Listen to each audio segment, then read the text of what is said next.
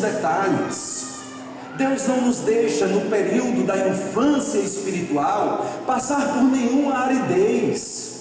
Você se lembra que na sua infância espiritual, quando você rezava, você sentia forte a presença de Deus, sim ou não?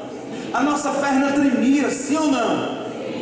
As nossas mãos, quando nós levantávamos, tremiam, a gente tinha vontade de chorar, a gente não queria parar de ler as Escrituras, levantava de madrugada para rezar o terço, o Espírito Santo agia com poder, a gente não se cansava de rezar. Quando impunha a mão sobre alguém, Deus falava com dom de ciência, no grupo de oração Deus falava com profecia, e tudo era muito bom. Mas aconteceu um problema lá na frente, a gente não tinha mais o mesmo gosto de rezar. O que é que está acontecendo? A gente rezava e a perna não tremia mais. O que é que está acontecendo? O ministério cantava a música que a gente amava e nem de longe nós tínhamos vontade de chorar. Aconteceu isso com você, sim ou não? E a gente pensa, meu Deus, eu estou num momento de aridez espiritual. Quantos me procuram e dizem, Padre, eu não sei o que está acontecendo comigo, eu rezo e não sinto nada, eu não tenho mais vontade de rezar, eu não tenho mais vontade de ir ao grupo de oração, tudo que eu faço é na força da disciplina. Meu irmão, minha irmã, bem-vindo. Aquela criança começou a crescer e Deus não precisa mais ficar o tempo inteiro dando pequenos impulsos, porque você já tem as pernas firmes. E nosso Senhor muitas vezes permanece em silêncio, porque você não é mais criança, você é espiritualmente adulto. E tal como muitas vezes você trabalha por obrigação, tal como muitas vezes você tem que realizar atividades das quais você tem às vezes rejeição, a oração também precisa ser movida pela mesma disciplina, porque você é adulto e responsável por sua vida espiritual. O Espírito Santo não tem que ficar mimando mais você. Isso é uma graça, não é um problema. Isso é um dom do Espírito Santo, do crescimento espiritual. Não tem mais que chorar, não tem mais que tremer perna. Se Deus o der, bendito seja Deus. Que forte aquele momento de efusão que nós vivemos. Deus quis nos dar esta consolação e nós somos gratos por este consolo. Mas quando Ele não quiser também, não tem problema, bendito seja Deus. O adulto tem a compreensão daquilo que vive. Mas há, de novo, outra situação da qual nós precisamos nos precaver. E o Brasil está enfermo disso, e eu lhe quero alertar a respeito. Muitos de nós, ou muitos dos que já não estão entre nós, entram no grupo de oração, voltam para a igreja pela renovação, pelo grupo de oração, vão crescendo espiritualmente e começam a estudar a ler São João da Cruz, Santa Teresa de Ávila, a falar da liturgia. Eu não sei se você vê na internet, mas agora a polêmica é se bate palma na missa, se não bate, se usa véu, se não usa. Todo mundo está brigando aí por causa disso. Aí abandona o grupo de oração porque tudo que viveu era sentimento e agora não é mais sentimental. E eu sou um intelectual da fé, vocês não são intelectuais da fé, e o coração vai se enchendo de soberba espiritual. Qual é o problema? Aquela criança que foi crescendo espiritualmente, deixou com que crescesse também no peito um orgulho luciferino, que afastou aquela ingenuidade bonita de quem era dependente de Deus. Nós precisamos então, no dia de hoje, descobrir que existe da parte de nosso Senhor um pedido de que nós sejamos, atenção para esta palavra, espiritualmente equilibrados. O que é o equilíbrio espiritual a que eu me refiro? Nós precisamos crescer em conhecimento, nós precisamos aprofundar o conhecimento da nossa fé, conhecer o catecismo da igreja, quem sabe um pouco de código de direito canônico, Nós precisamos conhecer os grandes doutores da igreja, tais como o que citei, São João da Cruz, Santa Teresa de Ávila, História de uma Alma de Santa Teresinha do Menino Jesus, Santa Edith Stein, e tantos outros santos que nos apresentam coisas muito profundas para a vivência da nossa fé.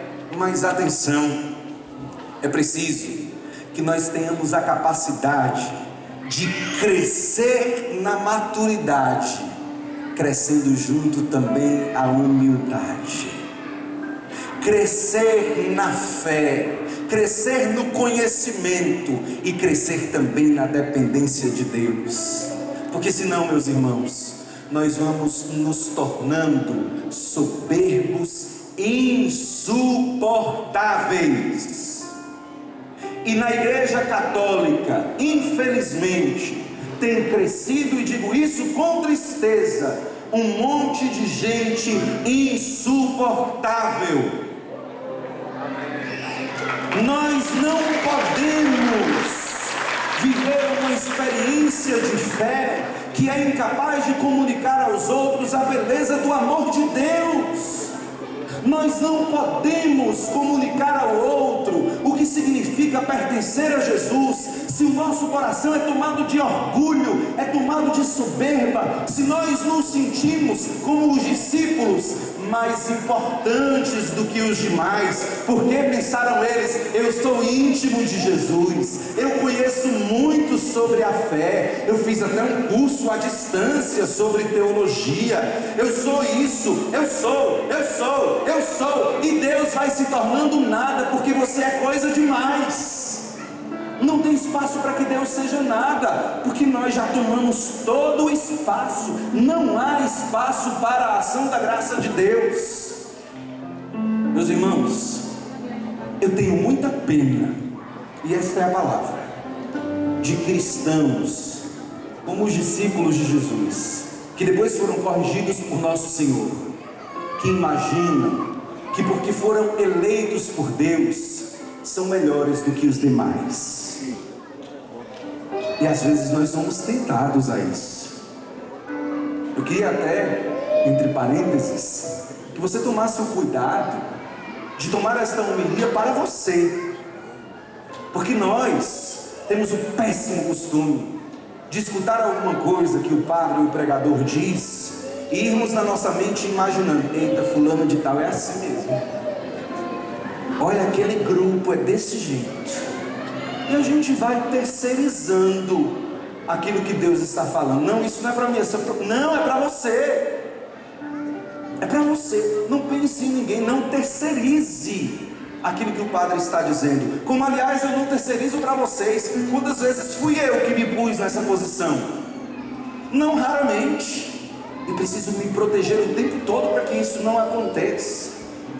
Aí então, dizia eu, nós olhamos para aqueles que não conhecem a Jesus, que estão vivendo situações de pecado, cuja vida e cuja conduta é tão desviada daquilo que a palavra de Deus diz, e a gente que foi eleito por Deus para tornarmos-nos íntimos seus, olhamos para a pessoa de cima para baixo e pensamos: coitada, não presta.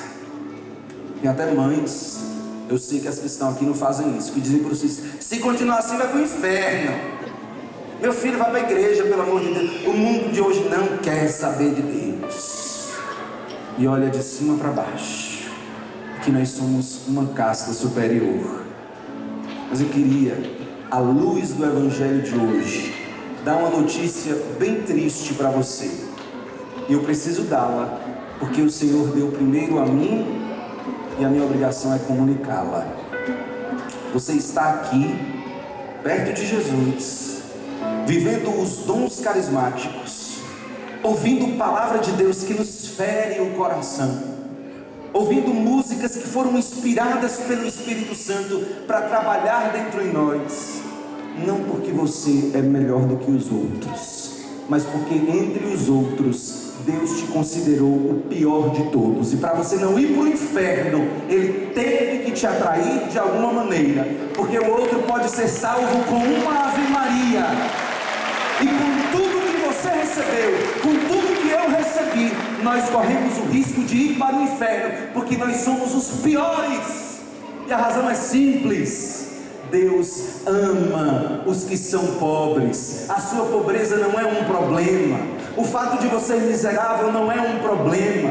O fato de você ser inclinado para o mal não é um problema. É uma graça, porque Deus ama os pobres. Deus ama os pecadores. Deus ama aquela realidade que está impregnada na nossa vida, de que a gente cai, a gente levanta, a gente quebra a cara e a gente cura de novo, a gente se afasta de Deus, volta para se confessar dos mesmos pecados com a cara de pau, chora, sofre, mas não desiste de Jesus, porque embora miseráveis, a gente tem a coragem de dizer: Senhor, eu não valho nada, mas eu não sei viver sem você.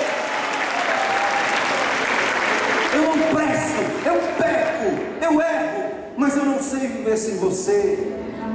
E Jesus se compadece dessa nossa condição.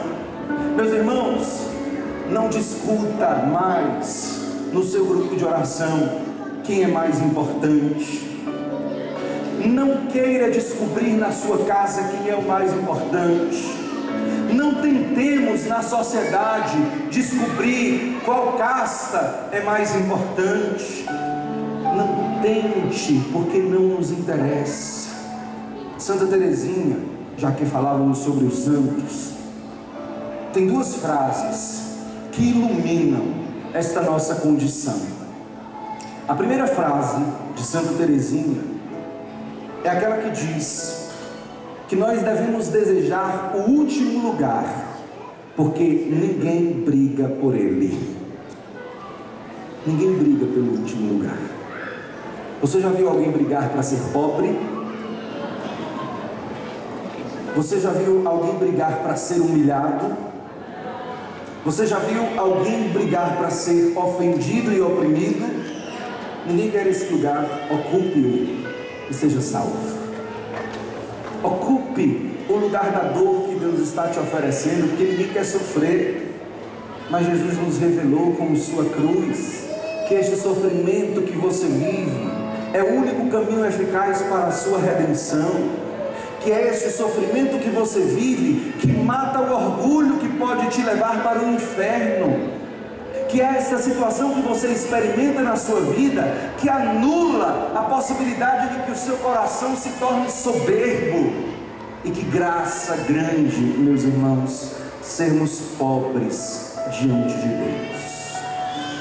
E por fim, a segunda frase de Santa Teresinha é o remédio para que nós sejamos crianças do ponto de vista da humildade, que crescem na vida espiritual, mas matam o orgulho. A oração. Parece uma coisa tão clichê dizer isso, porque num encontro como este, na vida da renovação, a coisa mais óbvia é que um padre peça para que o seu povo reze. Nós chamamos aos nossos encontros de reuniões de oração. Nós somos membros de um grupo de oração. Eu não sei se você se lembra também, mas na minha paróquia a gente tinha uma experiência que era um pouco difícil. Porque tinha um grupo na paróquia que se preocupava muito com as questões sociais, políticas, com a transformação da sociedade. E quando a renovação começou a nascer, a gente tinha uma sede de rezar, fazíamos vigílias, tinha o grupo de oração, tinha o grupo de perseverança, tinha a antiga escola Paulo Apóstolo, e nós tínhamos uma série de atividades, todas muito regadas à oração. E então havia alguns irmãos que diziam: esse povo da renovação reza, reza e não faz nada. De que adianta orar e não transformar a sociedade?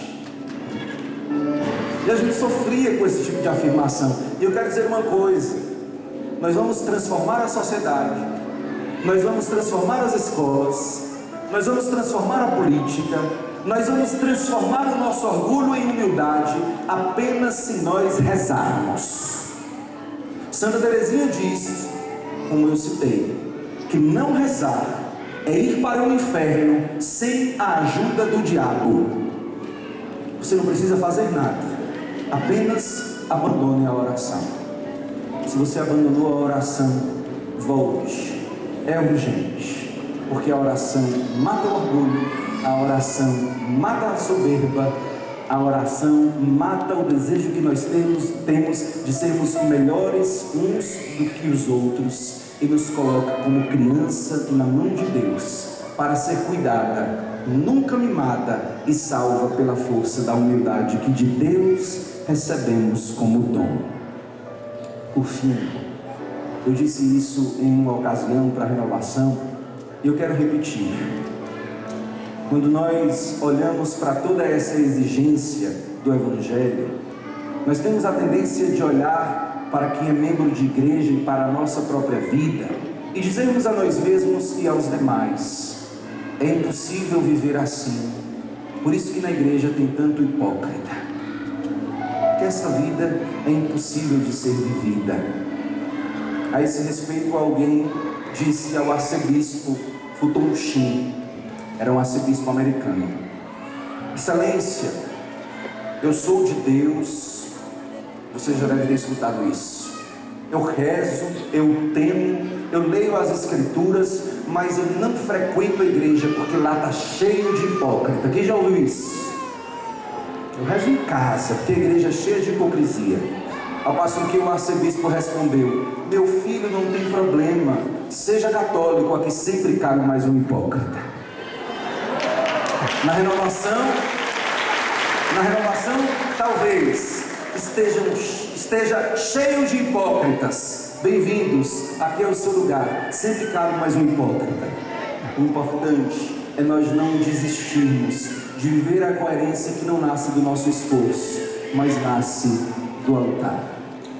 Por isso hoje, como assessor eclesiástico da renovação, eu colocarei a todos e a cada um sobre a patena que será oferecida neste altar, com uma intenção muito simples: a de que você não desista. Diga para quem está do seu lado: não desista. E como fizemos na efusão, balance o ombro do seu irmão e diga para ele: pelo amor de Deus, seja santo, porque eu quero encontrar você no céu. Seja santo, porque nós vamos nos encontrar no céu, e lá não haverá hipocrisia, haverá apenas muito louvor ao Senhor. Amém.